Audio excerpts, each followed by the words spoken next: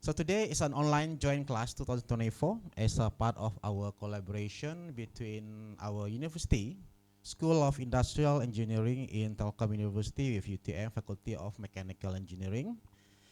And the topic will be failure mode effect and analysis. So before we move on to the content of this today's lecture, so please allow us to introduce ourselves. So we are from Telkom University.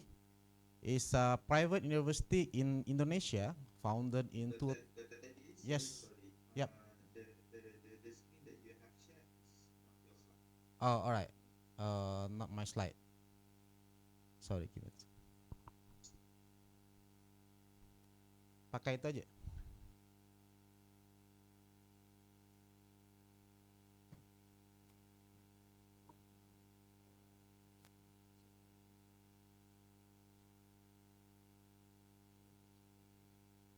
Baiknya di ini di.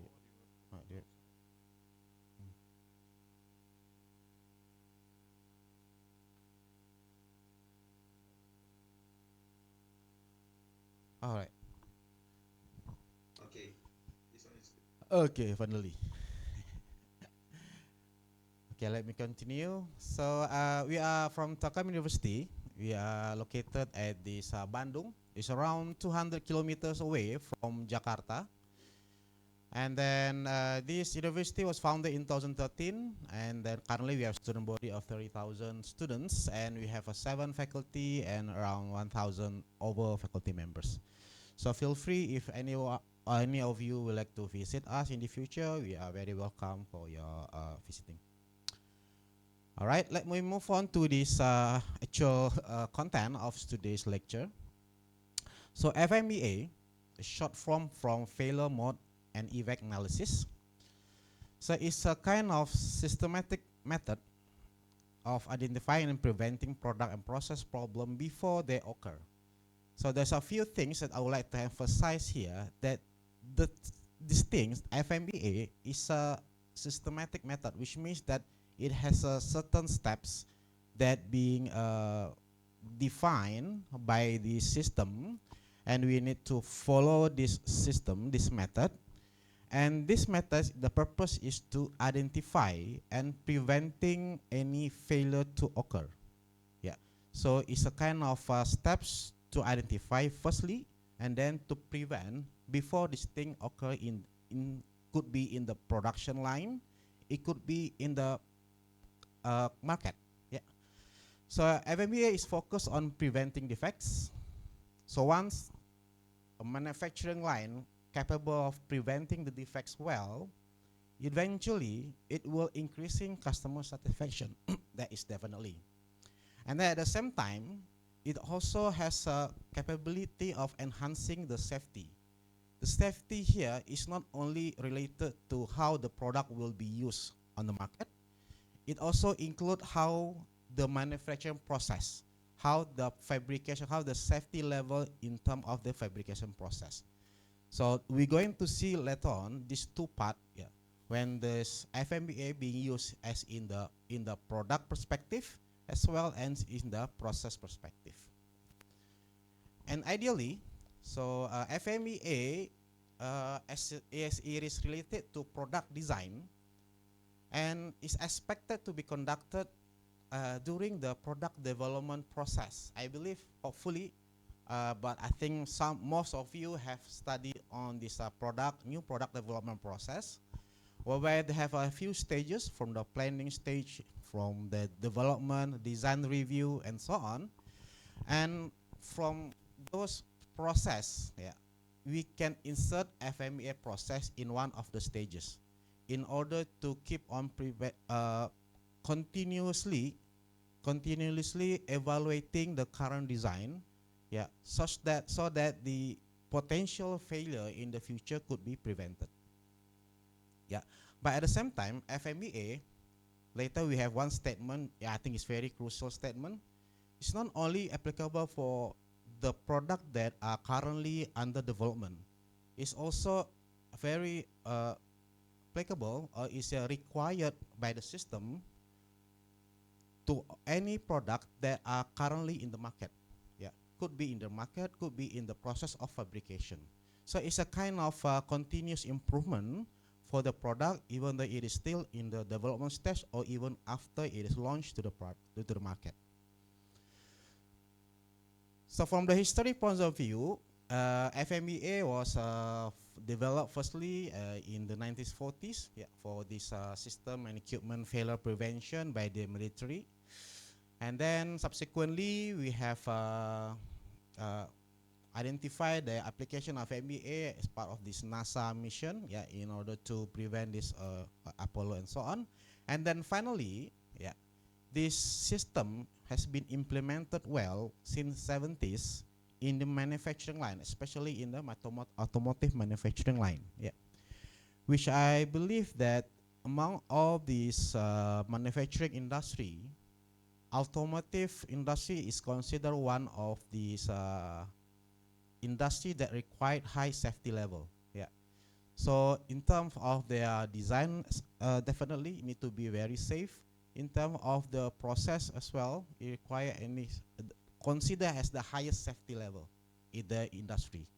So therefore FMEA, if we recall back just now, that it aimed to enhance the safety level of this product, so it's very applicable, it's very related to the requirement of this industry. So today, FMEA is only not used in the manufacturing, but also in this service industry. But since we are in industrial engineering or engineering faculty, we will focus on the manufacturing industry. So as part of our object for this discussion. So for the detail on the FMEA, it is a method to recognize. So there is a one step later on that we're going to discuss later, that the aim of the step is to recognize, to identify, try to come out with observation, and from the observation, understanding, to recognize some things that potentially has a potential failure and the effect. So recognize, evaluate, and prioritize. So which means later we're going to have some prioritization from certain scoring method, and from that scoring method, it can give us a guideline what things to do or how we're going to follow up the result. That is the first step. And then this systematic method is also has capability or required to identify action. So once you recognize potential failure and their effect, and then try to identify what are the things or what are the required action which could eliminate or at least reduce the potential failure from occurring. Because the terms potential failure, I don't think we could eliminate to none. Since it is potentially to occur one day, but what we can do is to prevent it from occurring. That is the method of FMEA. And then finally, that's why I try to highlight this term, the third sentence statement, that I believe most of the students, the final year student or some of graduate student here, that even though we have a very high quality or kind of rocket science engineering skill and so on, but then the way we manage the knowledge, how we manage the knowledge for ourselves or even for our society or some of our peers, so we have to assess certain way of documenting that information. And it is crucial to ensure that the thing that we have learned before can be passed down to someone else, can be executed by someone else, can be transferred, and the knowledge will be keep on improving. So the last part of this FMEA is about how to document it well, so that there will be a certain form that are considered by the scientists, by the expert, that this one is the considered the best or the typical form of FMEA that act as a documentation for this information, and it is allowed to be shared. To be shared not only to our internal organization, but it's also shared to our customer. Yeah. So if you have experience in a business to business kind of industry, the relationship between the supplier and consumer is basically is a very harmony. Yeah. So as let's say we are come out we are let's say I'm a manufacturer and then I sell to someone else as a business. So my client has they are allowed to request this form as part of their learning, as part of their uh, how to say the part of their confidence level to say that yes, I have capability to produce something that is safe. Yeah. So recognize, identify the action, and finally how to document it well. Yeah. And then and the bottom part, the statement that I highlight again with some highlighter and stress it more than the rest, that FMEA generates a living document. Means that this document could be updated, yeah, could be revisited at any time. Yeah. So from this, when the product is under development, yeah, probably start to initiate this document, this system, and then after certain times, once you reach certain milestone, for example, and then this team will have gather back again into their drawing board, into their meeting room, and then they're going to discuss about this document, update any necessary information from their past experience, and so on. Even if the product has been launched to the market, and then in the market respond, let's say, unfortunately, there's a market claim. Let's say, unfortunately, FYI for information, if you are in industry and then you have market claim, there's very big issue. Yes, probably someone will be get fired. So let's say it happened, and then everyone need to go back to this document to check whether or not this information has been identified before. If it has been identified and there's no action to reduce the chance of this happening, and eventually it happens, then someone will be in trouble. Okay, so it's a living document. It's not like one time created, that's it, finished, put into the file, and for everyone forget about it. But it's everything that need to be refreshed again and again. Okay, especially if there is something that is related to the quality issue, related to the performance issue of the product. All right. Sorry, before I supposed to say that if any question and any comment and anything, please you can have a chance to raise your hand. You can unmute and let me know your questions. Okay, then why we use FMEA? So previously, I think we just highlight a few things: improve the quality, reliability, and safety of the product in a proactive manner. Yeah. So we try to one step ahead from the occurrence of the issue. Try to identify earlier as possible. So kind of proactive manner. Yeah?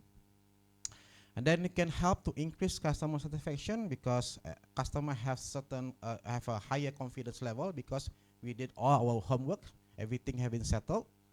And then the third one reduces product development timing and cost. Okay, so FMEA could be started during the product development stage.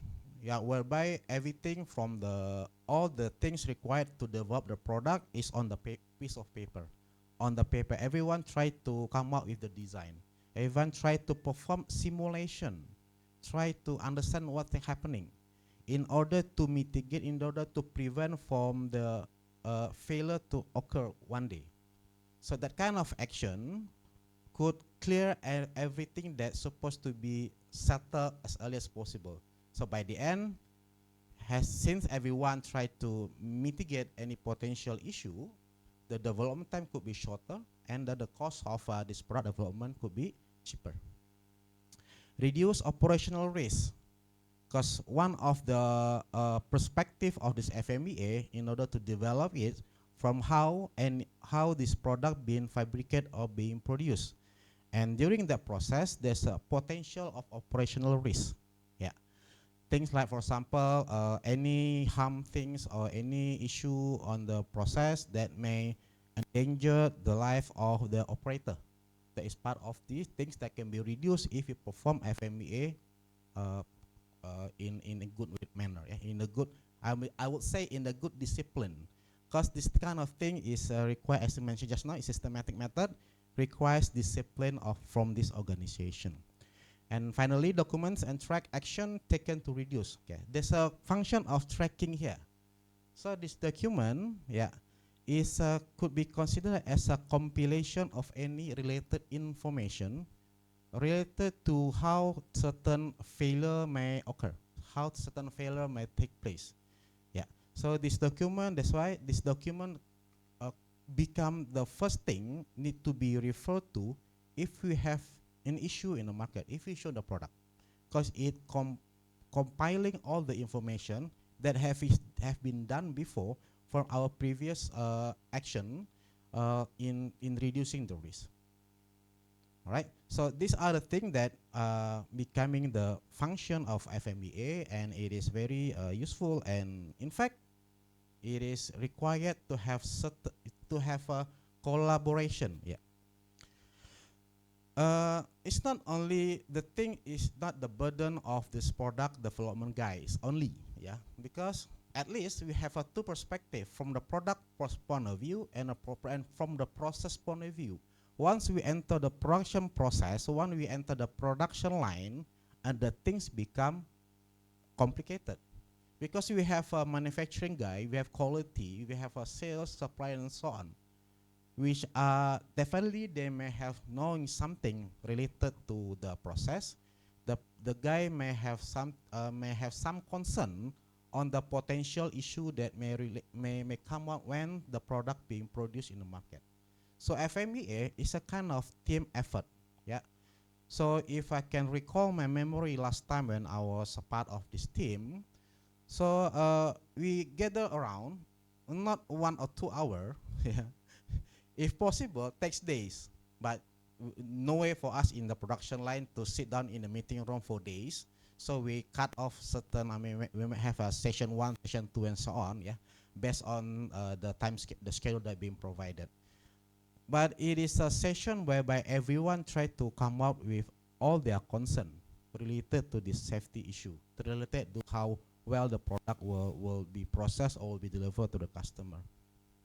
Yeah. So we gather in a one room. We think of any potential issue, but then here there's one thing being highlighted, that the members, yeah, team is getting, if when the team is getting bigger, the issue is getting more and more. Yeah, and then additional issue on the human relationship may appear, so may start to appear. So it's recommended that the number of people involved in this process not more than 10 members. Yeah, not more than 10 members. At least someone from the certain functional team from the group, from this organization, are available and they are willing to contribute. And then from the members, try to select 1 or 2 become this facilitator and champion. Champion means the one that controlling the process, the one that ensuring that the quality of this process in place.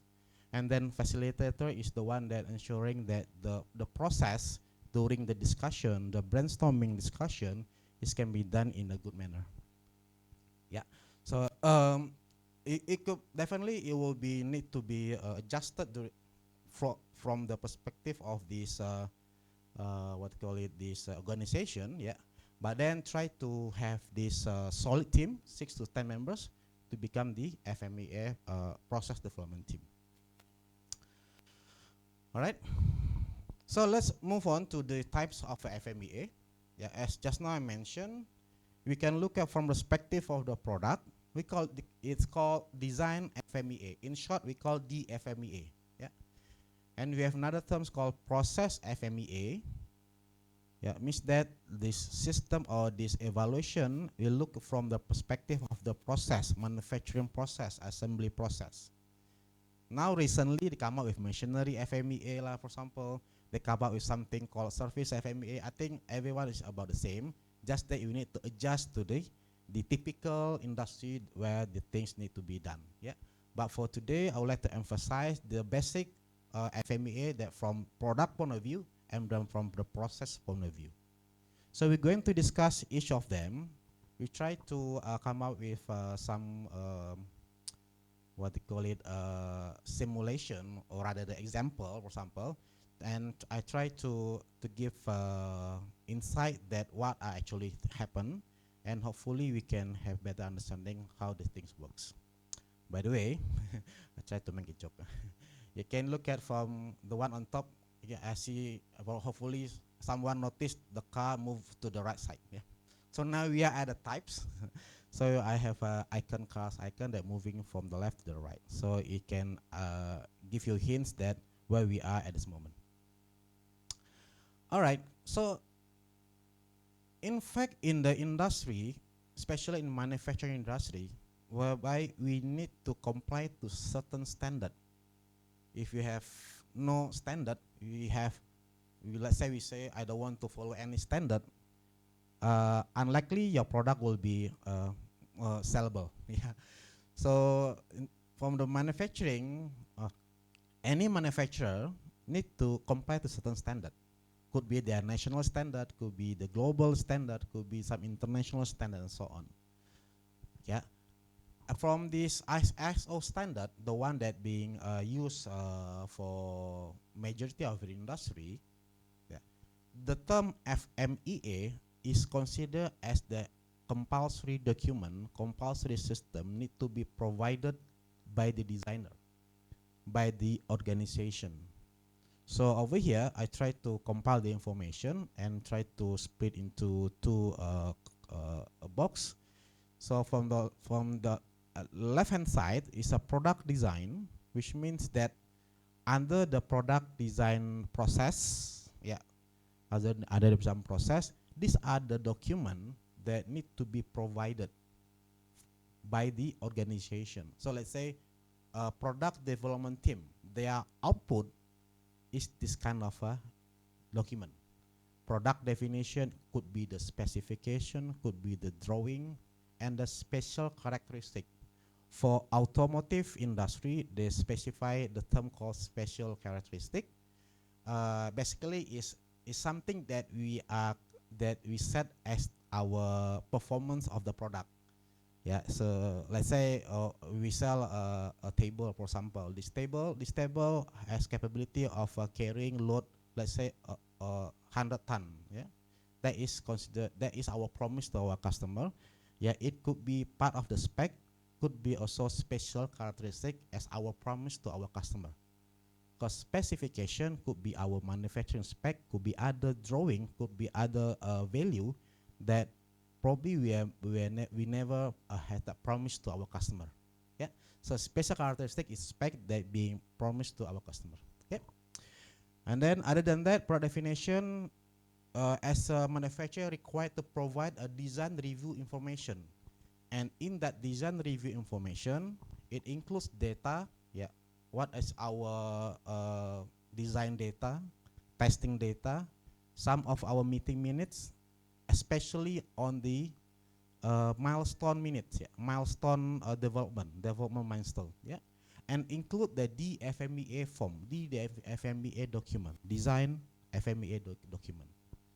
And finally, reliability product from the lab scale level is also required as the output from this product designer.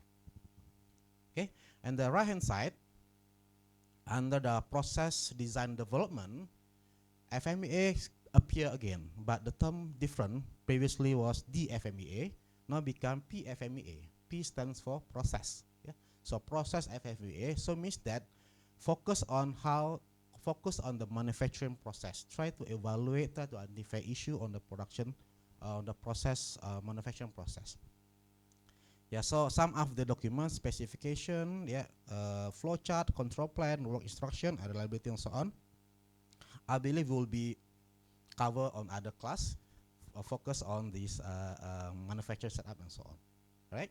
So anyway, the things that I want to emphasize here, that FMEA is there. Every process, every stages, milestone in the manufacturing system, you are required to produce FMEA. Yeah, and it is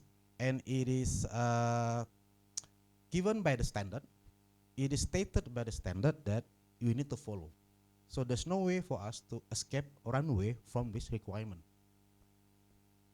Right? So let's discuss detail on this design FMEA and process FMEA.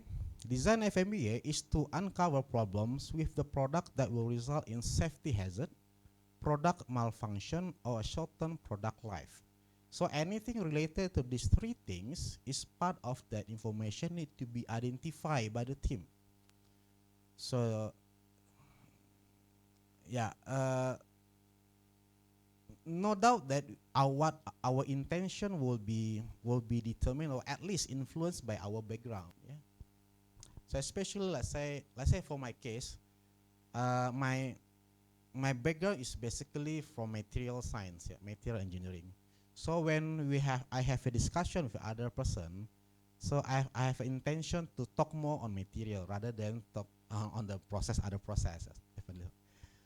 But then, so if the product development team without any requirement to perform design FMEA, most of the time they only look at how the product will function to suit the specification.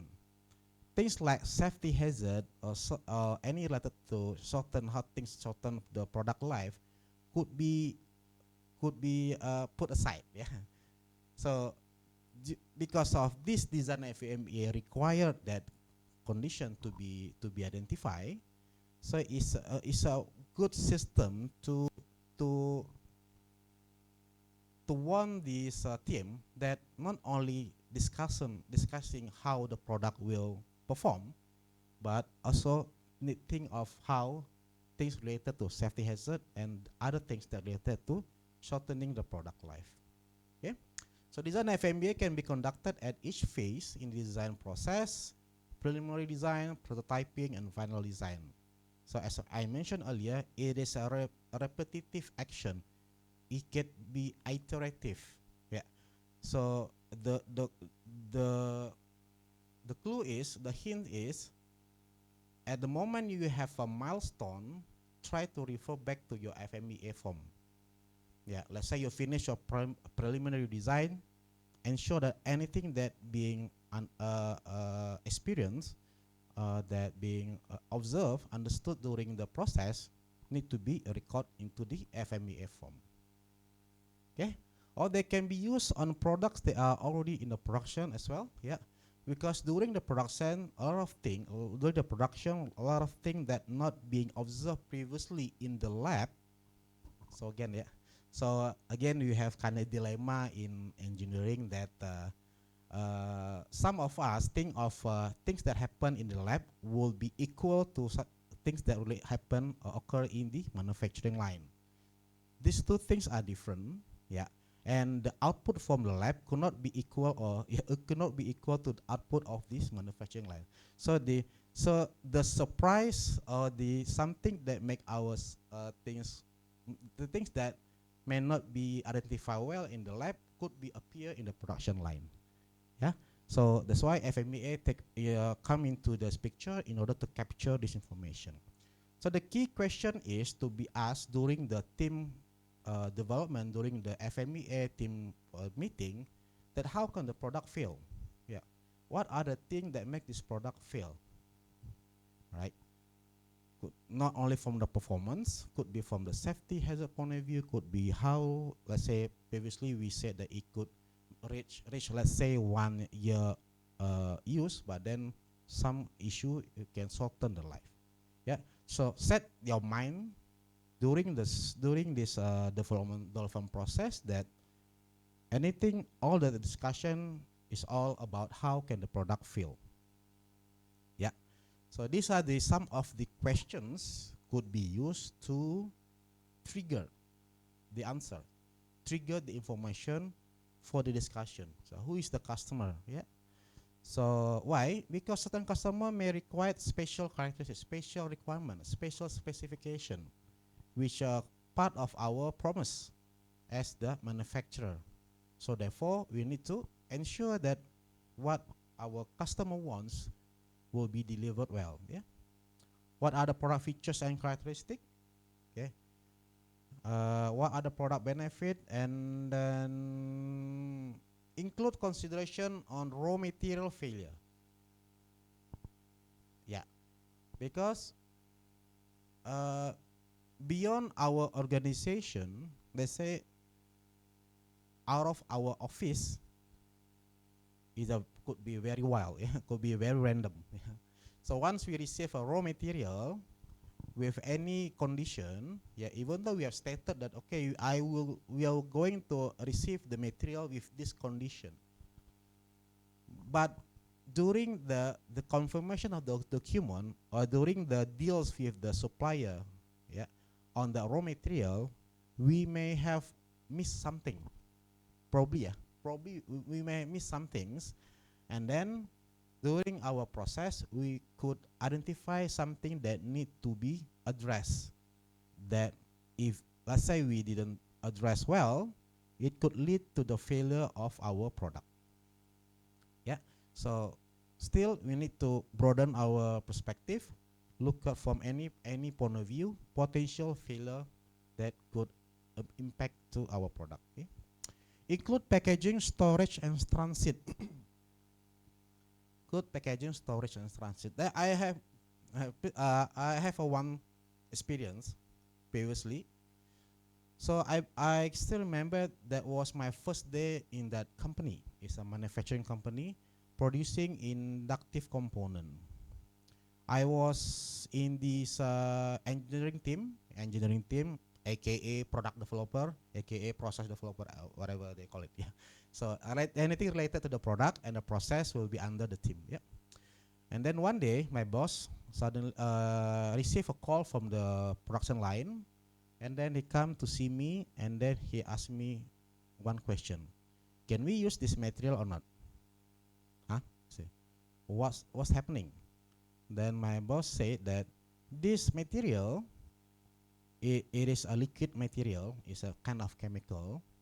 The expiry date has been passed a few months. I say 1 month. But then now production required to use this material, or else our production will stop. Again, production stop is a big trouble. Yeah. So decision need to be made. My boss need to make decision whether or not production allowed to use that material, even though it's been over the expiry date, which I believe previously we have no idea that this thing may happen. This kind of unconditional things, something that probably previously we have no idea that could happen, or we may think that ideally it will not happen, but in fact it happened. Yeah. So from that condition, from that the situation, yeah, we need to learn something, that this condition potentially appear one day again. So in order to have a good system in place, we need to come up with something, action item taken if this thing happen again. And that is part of the information in the FMEA document. Okay. So the question will not be limited only this a few questions. It could be more than this. Yeah. As long as the discussion or the brainstorming process in the team runs well, then hopefully you can come up with one good information. And remember also that this process is not one shot finish. It could be it required to be iteratively performed. Yeah. It need to be refreshed, need to be revisited one day. Okay, that was design FMEA. Then we move on to the process FMEA. So is this PFMEA in short, uncover process problems related to the manufacture of the product. So the point of view will be moved from previously from the product or from the customer point of view. Now we move on to the process point of view. We move on to the eyes of the person who going to manufacture this product, because one product definitely need to go through certain process. that may require a lot of sub-processes, yeah, require any action taken, and potentially harmful to the process guy, harmful to the operator, as well as harmful to the product. Okay, so we need to identify this kind of thing. So PFMBA is helpful when conducting the thing in terms of the 5 element of the process. Yeah, so we think of the people that manufacture this product in the manufacturing line. We could think of what happens in the materials from the process point of view. Yeah, let's say, for example, the material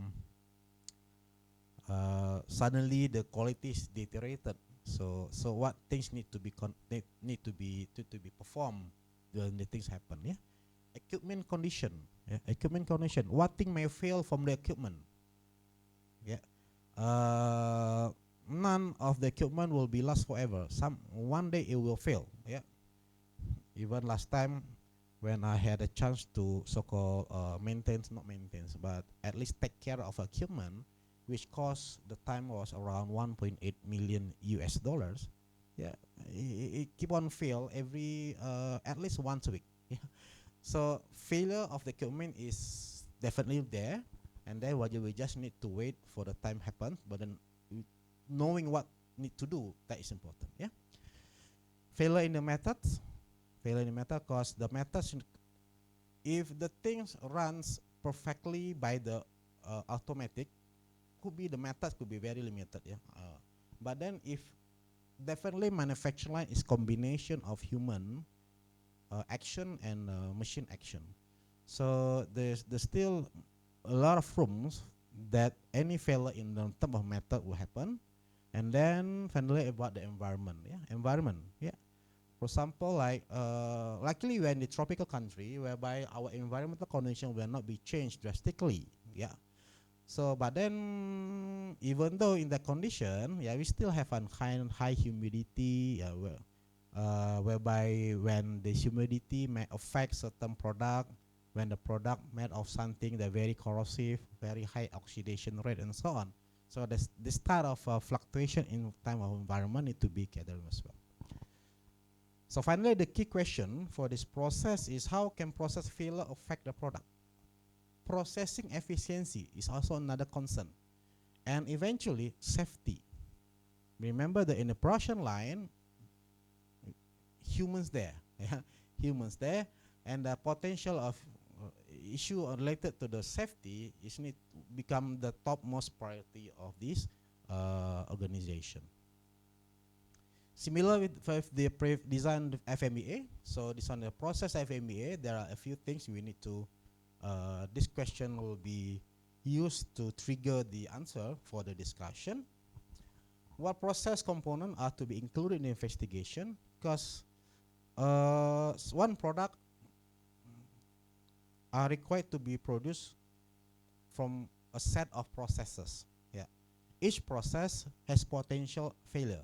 At least, okay, let's say minimum one process, one type of failure, which I don't think is could be in that way. Yeah, more than that, more than kind of different, more than one failure mode. Yeah. So as the process getting more and more, so which means the potential of failure is getting huge numbers. Yeah. Yeah. So to understand everything in one shot could be very difficult. So that's why these things need to be performed in iteratively. Yeah. We can think of who's the customer as well here, even though this question also question on the previous design FMEA, but understand the customer here, yeah, it could relate to what need to be provided in the process, which are related to what customer wants from our product. Yeah, so put this in mind that the decision could from this process point of view could become from what customer wants. Right, what process support and so on, to what extent should input material be studied? Yeah, since because the information will not be exhausted. Yeah, when we try to dig more and more, we can have more information, and then but again, since we have a limitation, we need to limit the amount of things we we sacrifice for this information. Yeah, includes should packaging, storage, and so on is also part of the consideration, but look from the process point of view. All right. So all the things that need to perform during this development of this FMEA is represented this on this work plan. Yeah. So now we'll start with the process map. So at least we start from information. If let's say we are looking at the process FMEA, we need to have a process map, control plan, and some other related document in the room to be discussed. Yeah. But let's say we are going to discuss design FMEA. At least we need to have a product specification or any document that we pass down to our customer as part of our promise to the customer. Okay. From that information, at least we could start the discussion. Yeah, discussion by performing brainstorming. Yeah, brainstorming is a term that very commonly used in daily life. Yeah, let's say we have a project, then I think someone say, let's go brainstorm your idea. Yeah, and every time we are discussing brainstorming, there's one thing I need to highlight and to remind everyone that during brainstorming, by the name brainstorming, so we have a storm, right? In our brain, a lot of storm and so on, which means that the idea is just to throw all the information, throw all the idea into the flow. Yeah. Do not try to have a premature judgment. Yeah. Because that is the things that may reduce the quality of the brainstorming process. Yeah. So throw everything, even the chance of the thing happen is very slim. Yeah, that's why they call it brainstorm potential failure modes and effect.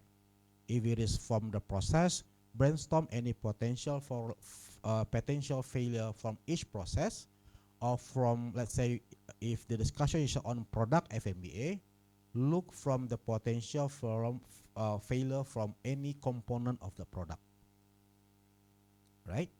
And then third step is determine the potential cost.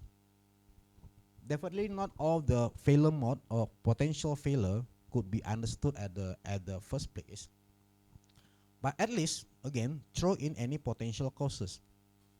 If let's say the cost that being identified are not the actual one, yeah, let the next process try to help you to provide the actual information. Yeah. But again, throw everything, come up with any potential cost from each failure mode. Yeah. So every failure mode have at least one potential cost, even though I think is unlikely. Yeah, because any failure mode could be come up from interaction of several potential causes. Yeah, and then fourth step is evaluate the current control. Yeah. Look at the current control from the design perspective or from the process perspective. Yeah, design perspective could be, okay, I've done simulation before, I've done design of experiments, so that this design is very robust, for example. That's part of the control. From the process point of view, control could be something that in place in the production line. Say, oh, I come up with control plan. I have a way to control the length of this part being cut. Yeah. So you need to just to adjust to whatever we encounter. Yeah. And this current control, by the term current, means that if at this moment we don't have the control, it's okay. But once we think if we need to come up with in control in the future, that is part of the action taken, part of the output of this process. Right? So number 4, evaluate the current control, and then do some simple scoring. Yeah. In order to come up with the called RPM, RPM is basically a score, a multiplication from the score from the severity of the failure, the likelihood of occurrence, and detectability, and they will come out with one score. Yeah, they call it RPM score, that going to be used as a way to prioritize the action. Yeah, prioritize the action. Yeah, it's not only based on the final numbers, but later we see it could be, we need to deep down look at in detail what are the information, what are the number tells you. Okay, and finally, yeah, we need to act. We need to identify action if it is required by this information, by the required by the team, that action need to be taken. Yeah, especially to improve the control and to improve the detectability. Yeah, control in order to detectability. All right. Okay, so these four terms are going to be appear on the form, and we need at least have a good understanding on what are them. What are they? Yeah? So failure mode is the way in which the product or process could fail to perform its intended function. Yeah, it could not. It could be the product. It could be the component of the product. So let's say we have a table here. No, maybe we have a mouse here. So this mouse has a frame to cover the internal part. Yeah. So what other thing may fail from the cover or the frame of this mouse? So the frame could be cracked, yeah? Could be dented. I don't think so, because it's made of polymeric material. So it could be cracked. Yeah, could crack, many type of crack. Yeah, broken into two pieces. Hairline crack, yeah, small crack, and so on. Yeah, and each of the crack may come up from different type of causes. Yeah, okay. So the crack is part of the failure mode. Failure mode may be the result of upstream operation or impulse, or may cause downstream operation or output to fail. Yeah. So any potential causes of the failure, yeah, it could be there for the failure to occur. Yeah. So identify the failure mode. Yeah. Crack, broken, pinhole, for example. Yeah, those kind of things. Yeah. And then we move on to failure effect. Yeah. So what is the effect? But let's say the outcome of the occurrence of the failure mode on the system, product, or process. So let's say when the crack on the frame of this mouse appear, what will happen? What is the effect? Since we are, let's say I'm talking on the design FMEA, which means I look at from the customer point of view. So if the customer identify a big crack on my mouse, yeah, most likely the customer will not going to buy. Yeah. So failure effect will be a loss in sales. Yeah. Right.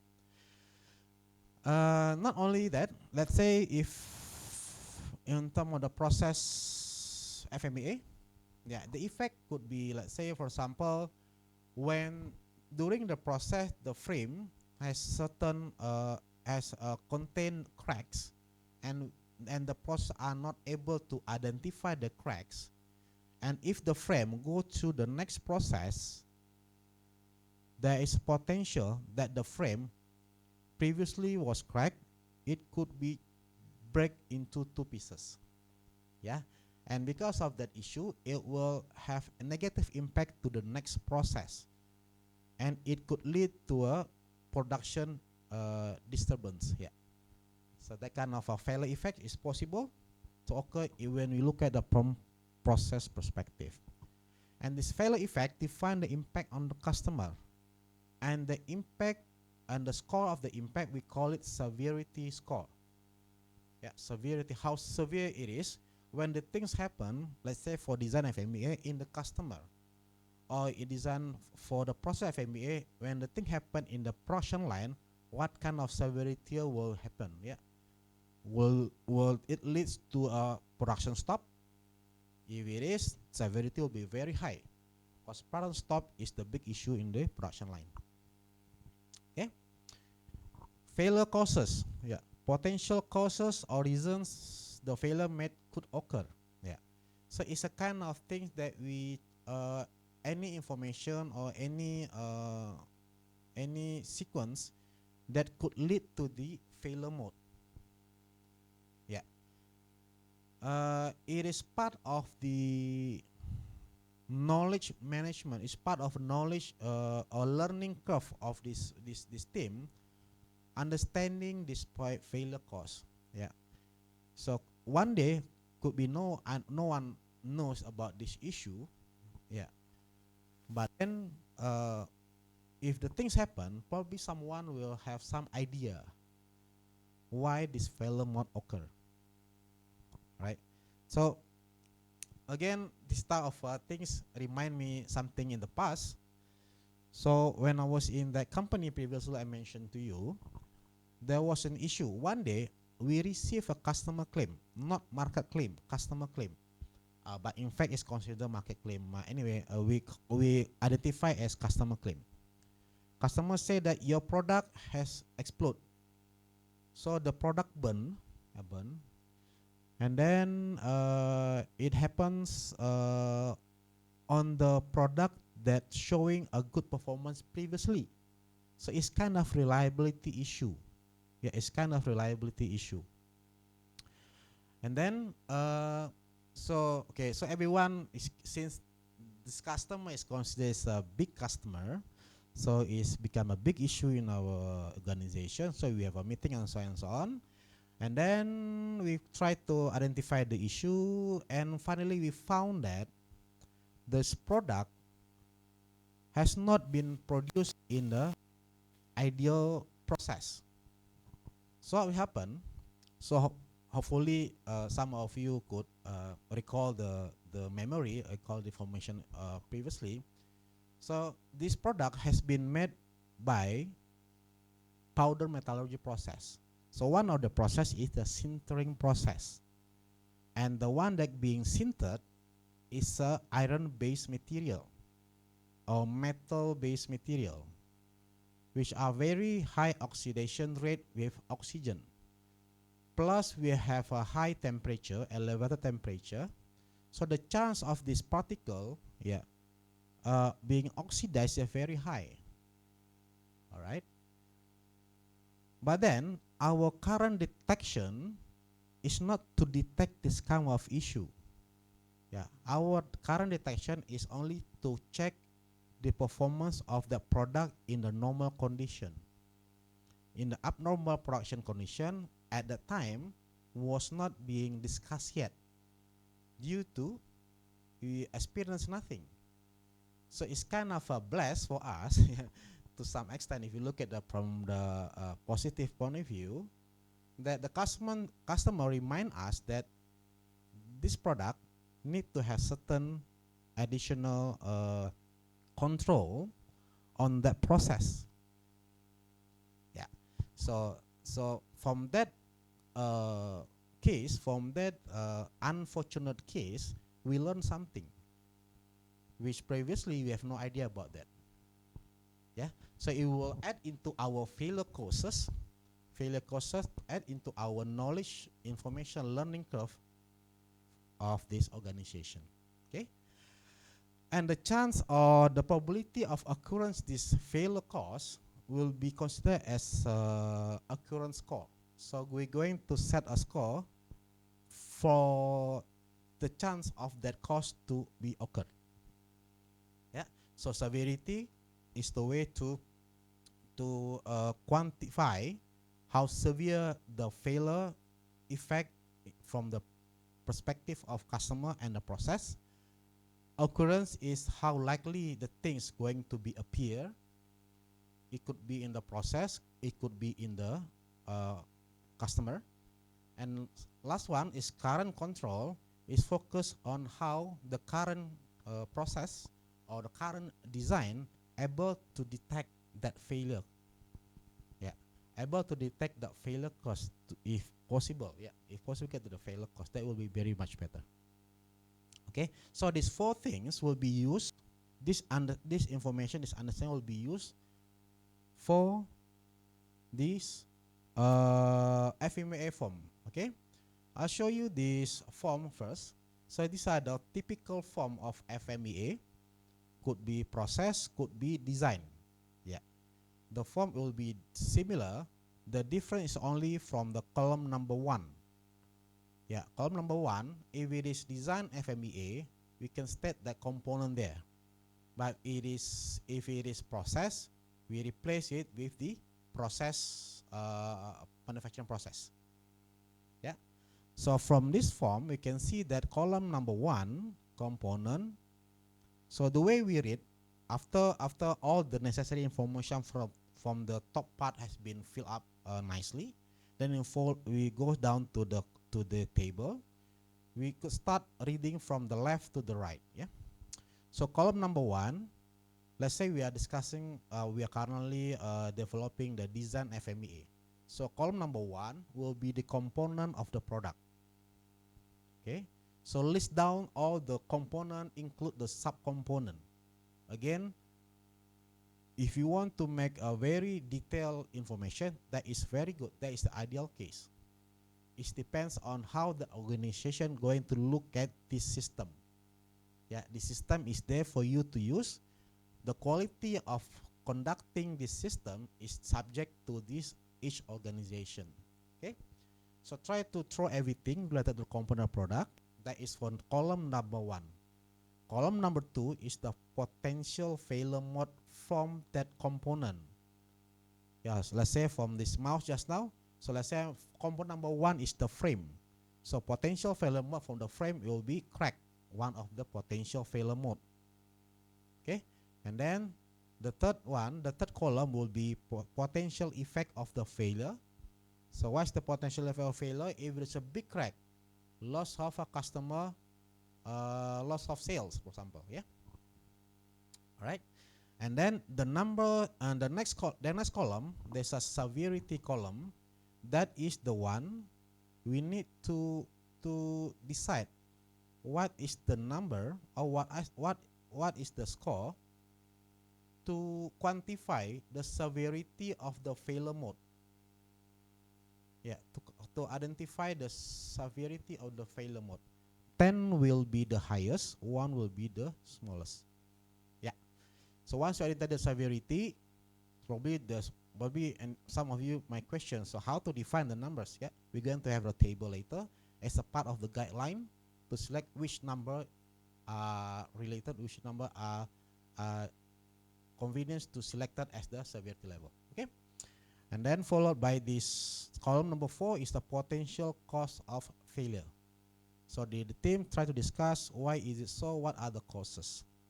Okay, and then on the next to the right of this potential cause column, we have occurrence column to quantify how likely that the potential of the failure mode appear. Yeah, and then followed by current control prevention and current control detection. We have a detection column, again another scoring, and followed by the RPN. Okay, so from the RPN to the left is a kind of understanding what are the current condition, and from the RPM to the right is what are the action taken from after understanding the current condition. Okay, so let me go back to the step. So these are the recommended step for you if you are selected, not selected, I think if you are part of the manufacturing line, I think you have to join the team as part of your representative of the function of any functional team of this manufacturing process. So step number 1, review the product or process. Yeah, so design FMEA, start to review the blueprint or the engineering drawing or the specification or anything related to the product that's showing how the design, how the product being designed. Yeah, and then a process FMEA. If you look at the process FMEA, you look at the detailed flow chart showing the process of this, the manufacturing of this product. Okay, so once all the necessary documents there, move on to the step number 2 to brainstorm any potential failure mode. Yeah, how can the product fail? You make use of the previous question that had been showing previously. And then step number 3, list any potential effect, and correspondingly, once you are at the step number 3, the output of step number 3 will be filled onto the column under the heading of potential effects. Yeah, So with the failure mode listed on the FM worksheet, the FMEA teams review each failure mode and identify potential effect. Yeah, for some of the failure mode, there are maybe only one effect, while for other maybe several effects. Yeah, so unlikely it's only one. Yeah, most of the time will be more than one. Yeah. Okay, so everything, all the information will fill up from column number 1 till column number 4. All right. The following steps, step 4, 5, and 6, are related to the scoring. Yeah, related to the scoring. To quantify things related to the failure mode on the severity, things related to this how likely the failure mode going to occur, and then related to how our current condition able to detect this failure. Okay, the scale is 1 to 10. 10 will be the biggest number and consider as the worst condition. Yeah, so try to get smaller number, and then at the step 7, you multiply all the numbers, so it become like risk priority number or RPN, and it could be used as a way to identify or prioritize what are the action need to be taken. Remember, yeah? So it's only to prioritize what are the action need to be taken. Okay? So let's look at the table. So because these numbers rank on the left hand side, a left column will be used as the numbers for the RPN calculation. So I try to compile from a few resources, and I try to, hopefully the terms here or the description will be easier for you to understand. Yeah. So left hand side is the FMEA. We have the effect and the criteria. Focus on the criteria from rank number 1 till rank number 10. So let's look at from the bottom section first. So rank 10, the criteria of any failure mode, yeah, to be given rank 10 are the one that related to the safe product operation. Potential failure mode affects safe product operation, which means if the things happen, there is potential that the user of this product may get harmful even to the death. Yeah. The level of, so simply say it could be 1% could be die. Yeah, so 1% could die. That will be the top, the highest rank number 10. Or if the thing's non-compliance to the government. Okay. There was a time when, yeah, again, please bear with me, I try to share some of my experience. That there was a time when my company last time, this different company, so unfortunately there was a market issue, and it leads to death of a person, if not mistaken. Yeah. So the company need to perform fast. So one of the things that need to be conducted is to recall the product from the market, because this product has been in the market for some times, not 1 or 2 years, more than 10 years. Yeah. So it has been used by many customers. So we need to recall back. We need to visit any houses in the surrounding, try to find whether or not they have this product, and then to recall that product. Yeah, so that you can imagine how big it is, how huge the financial burden for a company if any failure mode that potential to be in the level without any mitigation in terms of the design, right? And then non-compliance with government. There was a time when one of our subsidiary, call it not say subsidiary, a unit, business unit, they had issue with the European government. I don't know which country is that, but anyway, it's in European country. So the other product has been identified to contain certain hazardous element. which are part of the regulation, worldwide regulation, that we are not allowed to produce anything containing that kind of element. So it's considered as non-compliance with government regulation. Then it's considered as the highest severity level of this failure mode. So 9 to 10 is considered as the highest. Yeah, 9 to 10 considered as the highest. From the right hand side, from the perspective process point of view, yeah, the topmost severe condition, it will lead to endangering the operator. Yeah. So if any fail in the production system, production process, that may lead to the harmful, especially to the health of this operator, it could be considered as number 9 or 10. Yeah, so anything related to health and safety will be 9 or 10. All right. And then move on. We have a loss in the primary function. We have a loss in secondary function, and so on. So the ranking will be, the scoring will be smaller,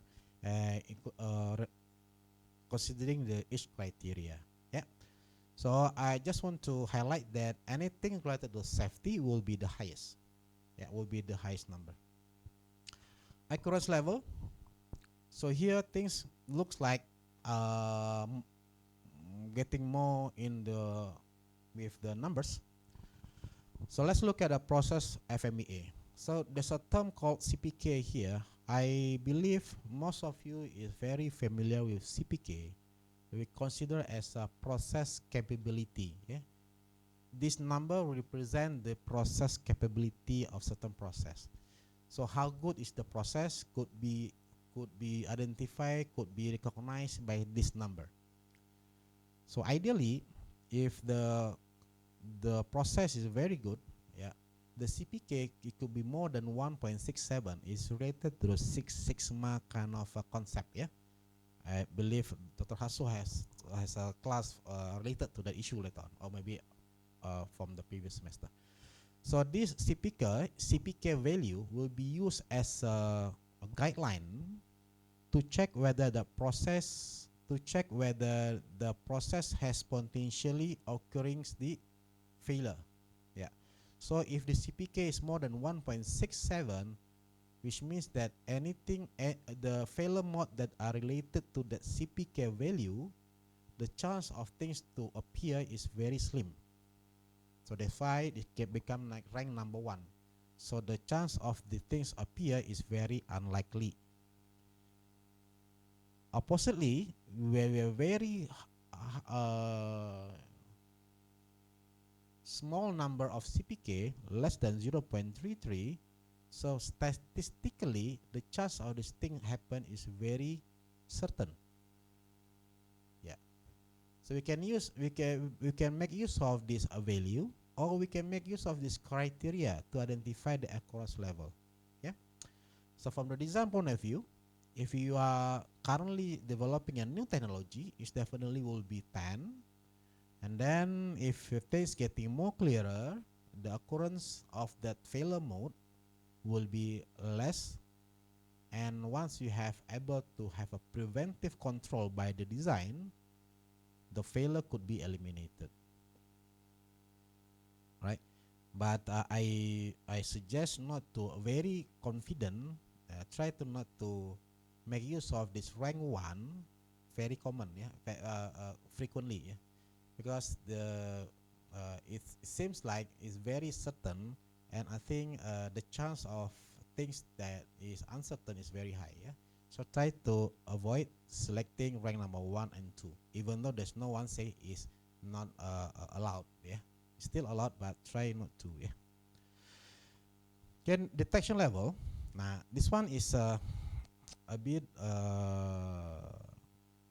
complex in the terms that it is very related to the level of the company.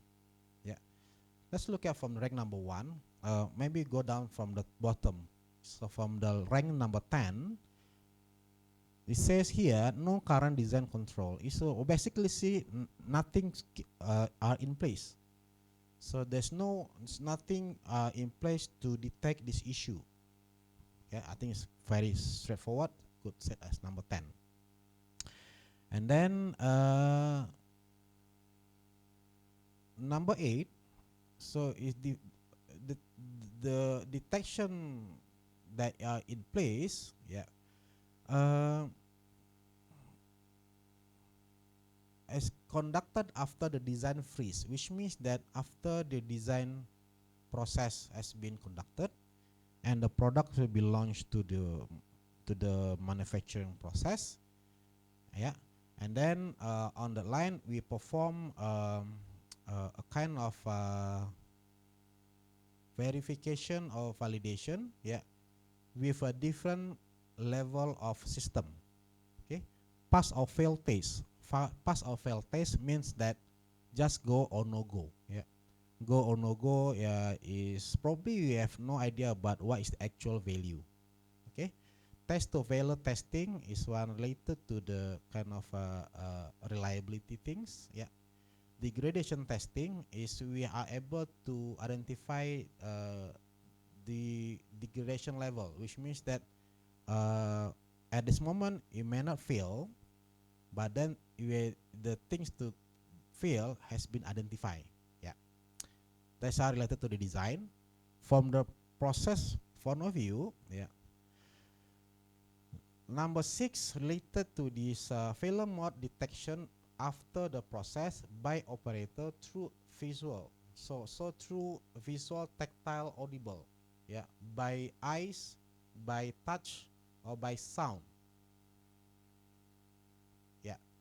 Opposed to use attribute gauging, go, no go, and manual talk. Okay. So since it is very like the way the detection system is just by using a human sensor, which are very, I believe, very limited, to some extent very limited, yeah. So therefore it's considered high level detection table, high level detection rank, due to the uncertain result that could appear after this process.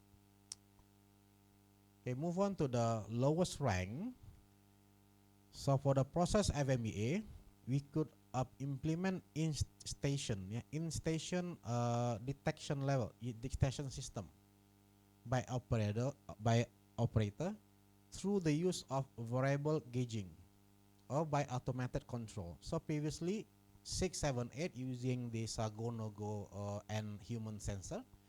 Over here 3 to 5, this one related to automation. So there's something in place in the machine, in the manufacturing process, are capable of identifying the issue and make a decision straight away to reject or to remove the part from being processed to the next process. And finally, the one that being considered is the topmost detection method is using the error proof.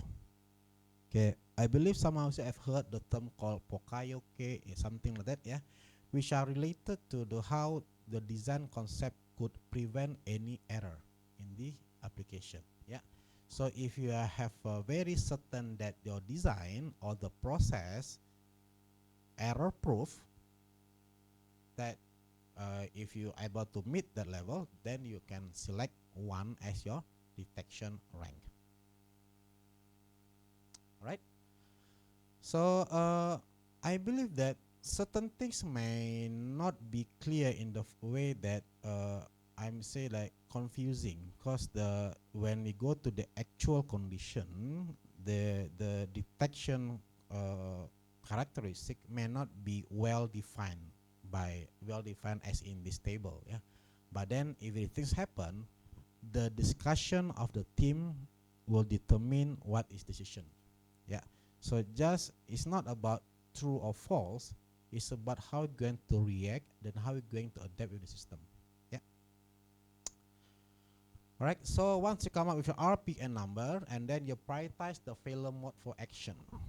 All right, so at this point, I noticed, especially in the universities, especially in the school, that the understanding of step 8 need to be refreshed. Yeah? So step number 8, prioritize. The team must now decide which items to work on. Okay, the team decide. Yeah? Usually it helps to set a cut-off RPM. So most of the way of doing step 8 is by having a cut-off RPM. Yeah, but what is the cut-off RPM? What is the value? Who going to decide the value? The answer will be the team itself. Yeah, so there's no like a rule of thumb that can be used to set the RPM. Depending on whether the company or the organization, how they see this issue. If they want to have very high safety level product, if they look at the product, it need to be have very high quality of a product. So I believe the RPM will very low, maybe less than 100. Yeah, but if the organization, if the company decided strategically, yeah, not to have this RPM level very low, is feel free. You are allowed to select this, as long as this information or this decision is based on the team discussion or the team FMEA team discussion. Yeah. So let's say over here is 200 as the RPM, cut off RPM, which means that anything below RPM, the team will not going to prioritize that failure mode to be considered as part of their project later. Yeah. So I repeat my statement. So when this failure mode is below 200, yeah, it will not going to be prioritized. But it doesn't mean that you are not allowed to perform something related to the failure mode. You are still allowed to do something. But if it comes to prioritization, so the things higher than 200 will be the prioritized. All right. But there is one thing you need to highlight here. So it's not only based on the RPM value. Okay. What if from one of these failure mode, the severity level reach 9 or 10, it is very likely to may have issue on the safety of a person.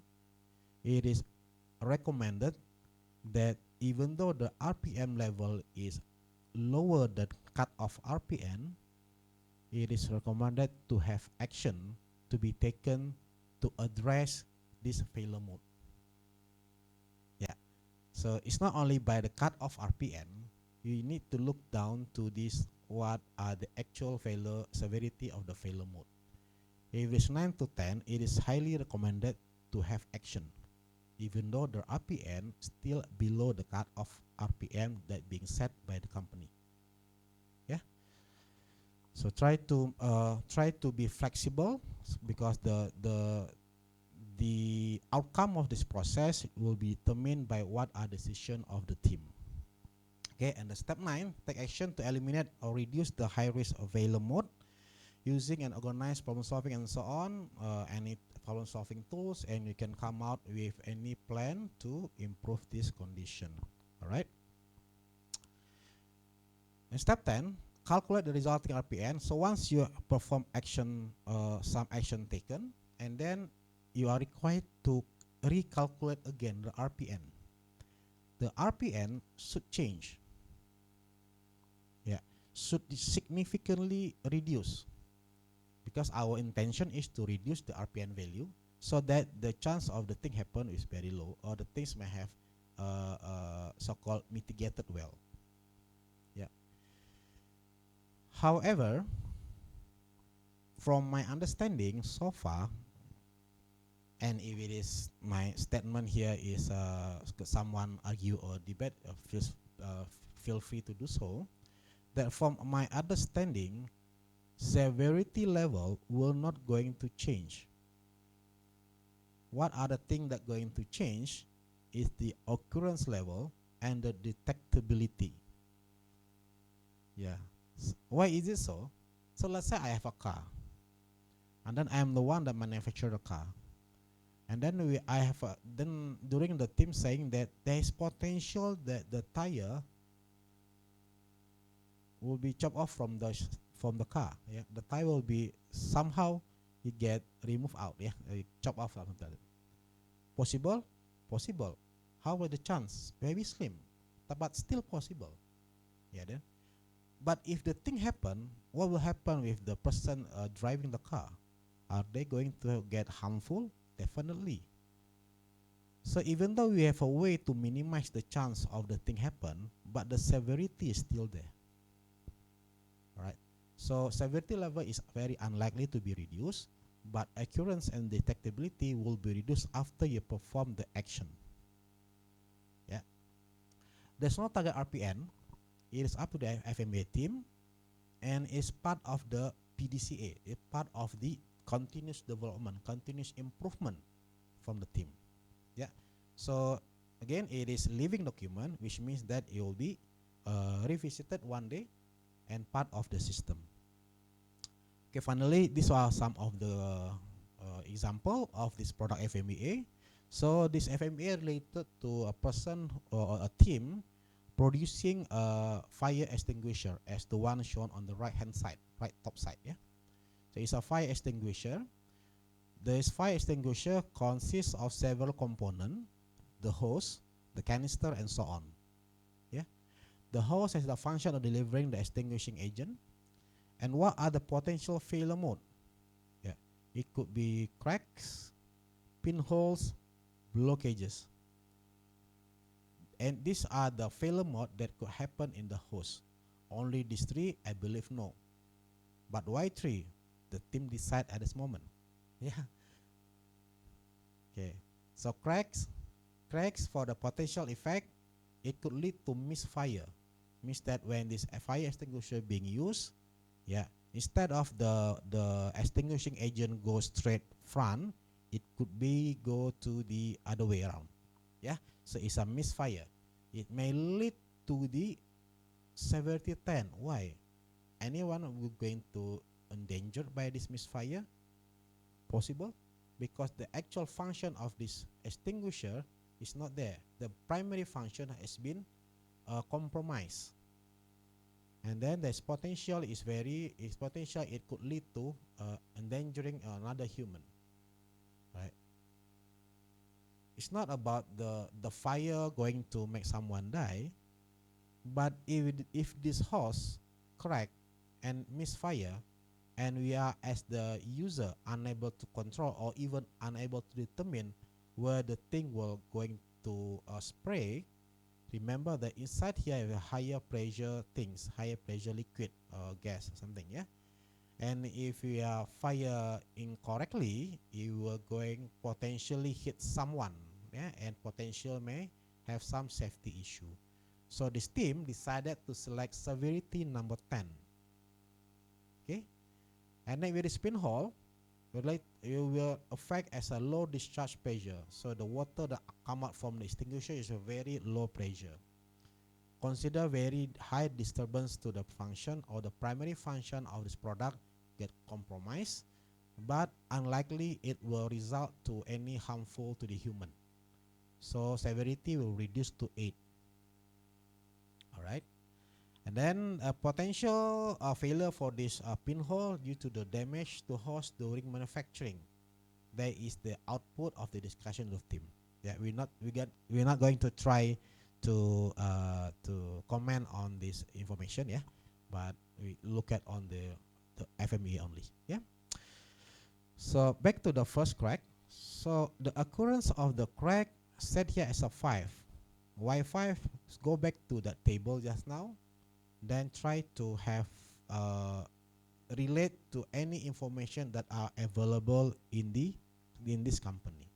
Okay, so let's say this company set as a 5, and then what are the current control? So currently this company has insulated packaging material, temperature control shipment container. Yeah, so they are the things that currently being in place to stop or at least to prevent this crack. Control and detection, prevention and detection could be fill up, yeah. But then if nothing related to detection or to the prevention, yeah, you just leave it blank, yeah. So means over here is whatever things happen, whatever things appear in the production line or the design, just fill up, then record into the document, okay. Then from the current prevention, and then we can go back to the table and find any rank that are corresponding with the characteristic of the current prevention. Then from that level, we can come up with RPN. For this case, just 300 come from 100 times 5 times 6, so 10 times 5 times 6 become 300. And these are the concept as RPM at this moment. Seems like this company has decided that the cutoff RPN is lower than 300, so therefore it is necessary to have action item. So over here, the recommended action is to use hose that is not temperature sensitive as their strategic action taken for this one, and the person responsibility will be this Kevin, and will be completed on the 4th of January, I guess.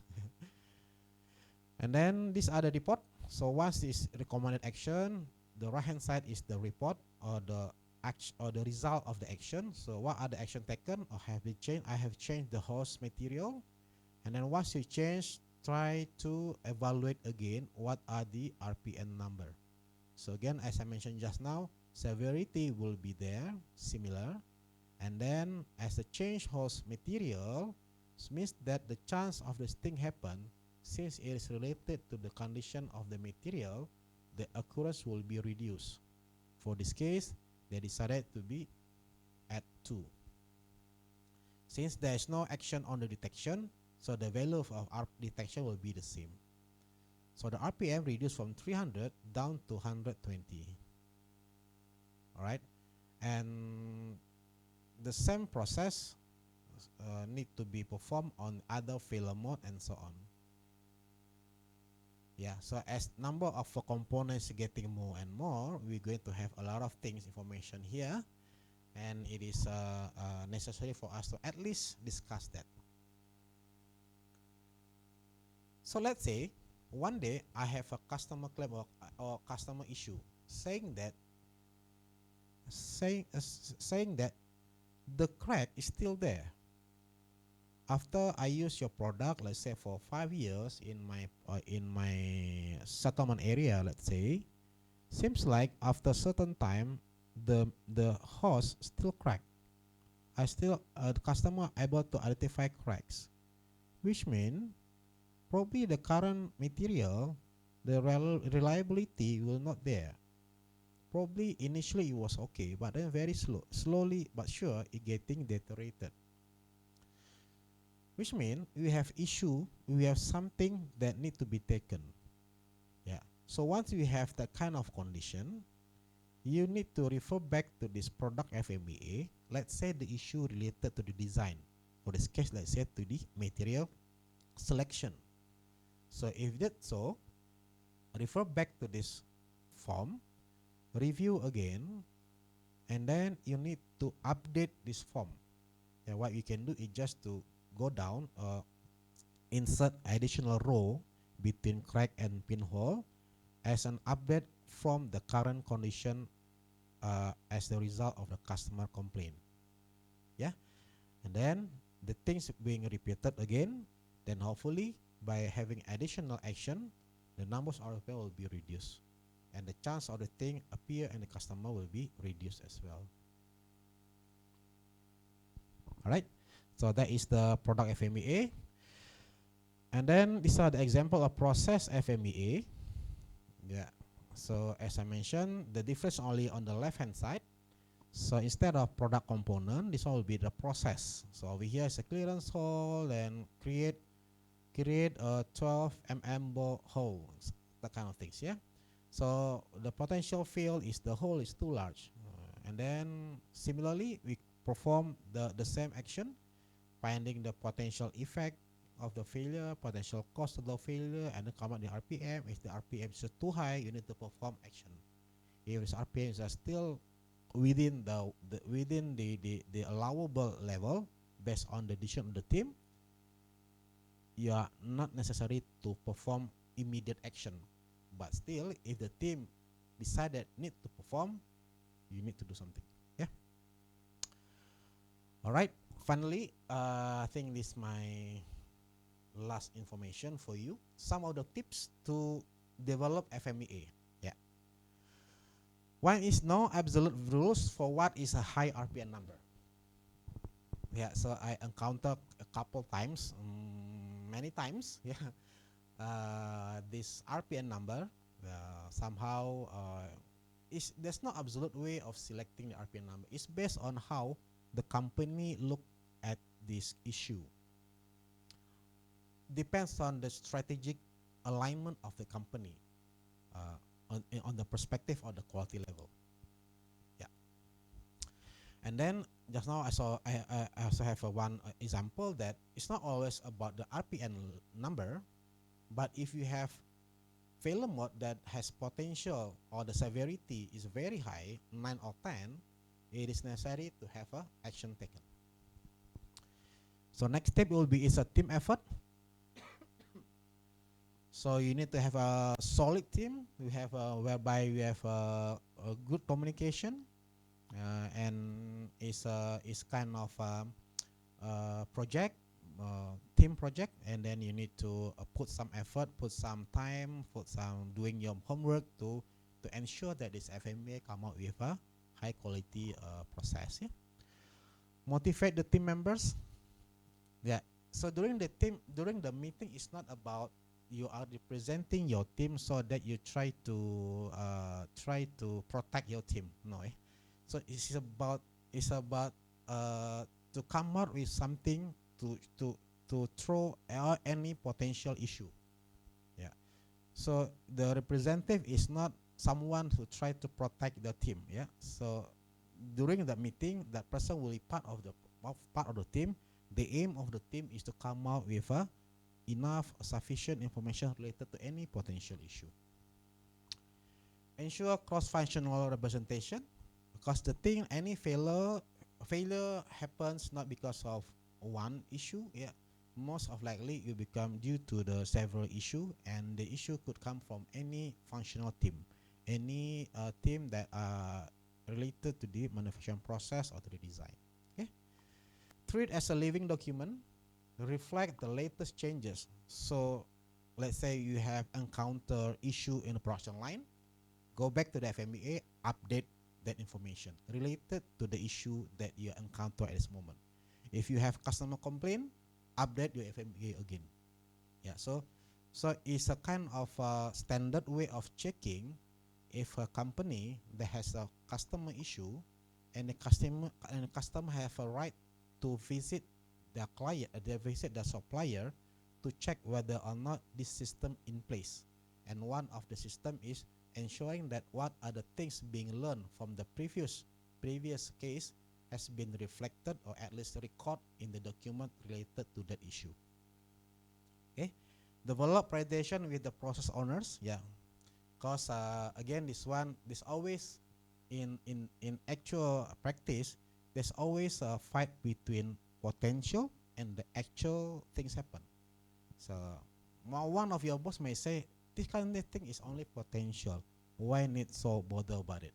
Yeah, because probably at the time they have issue on the actual production requirement. Okay, so it's a kind of prioritization, trying to create a good communication, and hopefully everyone will be in the winning condition. Yeah. Assign an owner to the FMEA, ensure it's particularly reviewed and updated. Most likely will be for product FMEA, the one or considered as owner will be the product designer.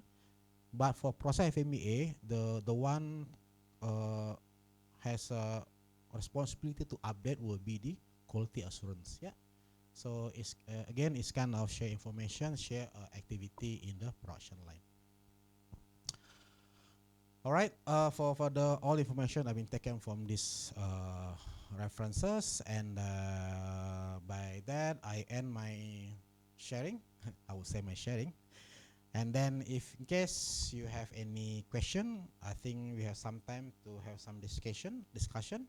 And in case you want to contact me in person, you can message me, drop me an email to the email. Okay, Prof. Hasrul, I turn back to you.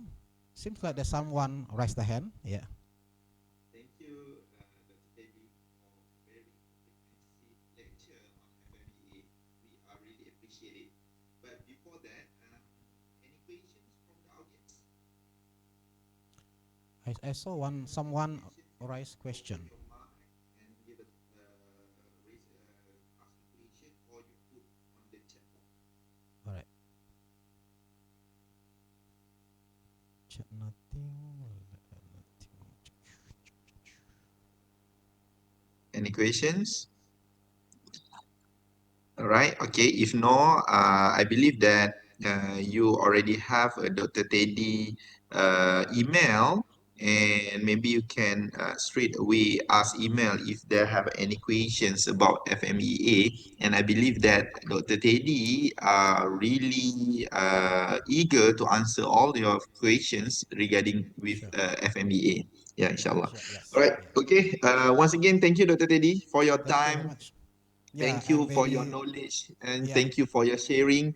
So we are really appreciate your huge effort on giving a lecture on for my students on FMEA topic. So I think that's all for today. Thank you, Dr. Teddy. So maybe students, can you open your camera so we can take picture together before we end? And also for the student, I will share about the QR code for attendance. Don't forget to scan it. Okay, we take a picture first.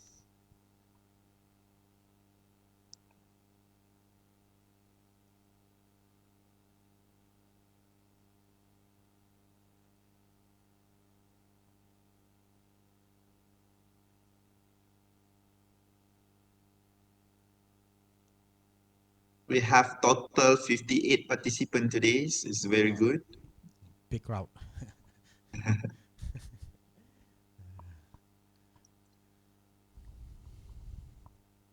All right, okay, All smile. right. 1, 2, 3. Wait a minute. Okay, another one, smile. 1, 2, 3.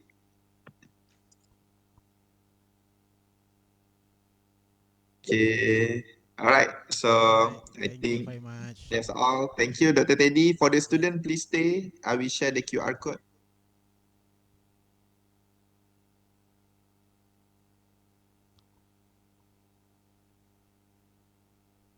All right.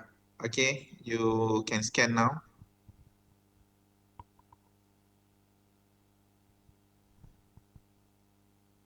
All right.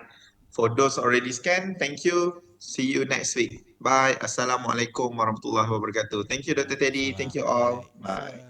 Bye. See you. Waalaikumsalam.